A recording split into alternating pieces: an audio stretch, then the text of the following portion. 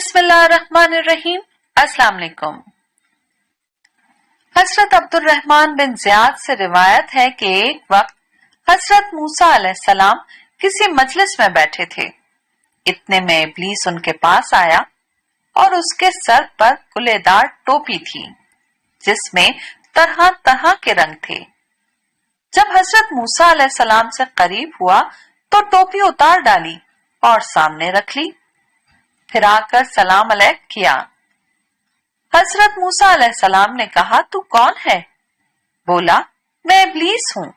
موسیٰ علیہ السلام بولے خدا تجھے زندہ نہ رکھے، تو کیوں آیا ہے؟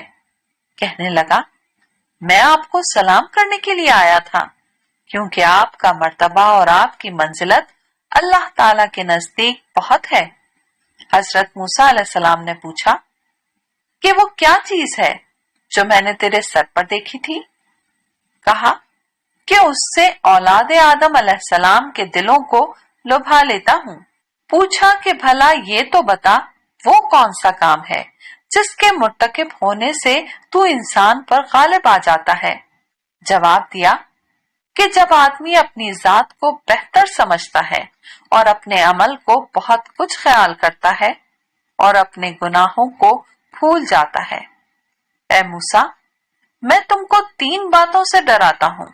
ایک تو غیر محرم عورت کے ساتھ تنہائی میں نہ بیٹھنا، کیونکہ جب کوئی غیر محرم کے ساتھ خلوت میں ہوتا ہے تو اس کے ساتھ میں بذات خود ہوتا ہوں، میرے ساتھی نہیں ہوتے، یہاں تک کہ اس عورت کے ساتھ اس کو فتنے میں ڈال دیتا ہوں۔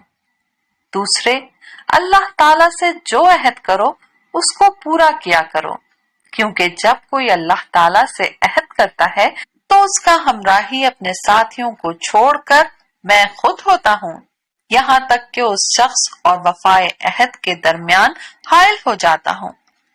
تیسرے جو صدقہ نکالا کرو اسے جاری کر دیا کرو، کیونکہ جب کوئی صدقہ نکالتا ہے اور اسے جاری نہیں کرتا تو میں صدقہ اور اس کے پورا کرنے کے بیچ میں حائل ہو جاتا ہوں، اور یہ کام بذات خود کرتا ہوں، اپنے ساتھ والوں سے نہیں لیتا۔ یہ کہہ کر شیطان چل دیا اور 3 بار کہا ہائے افسوس۔ موسیٰ نے وہ باتیں جان لی جن سے بنی آدم کو ڈرائے گا۔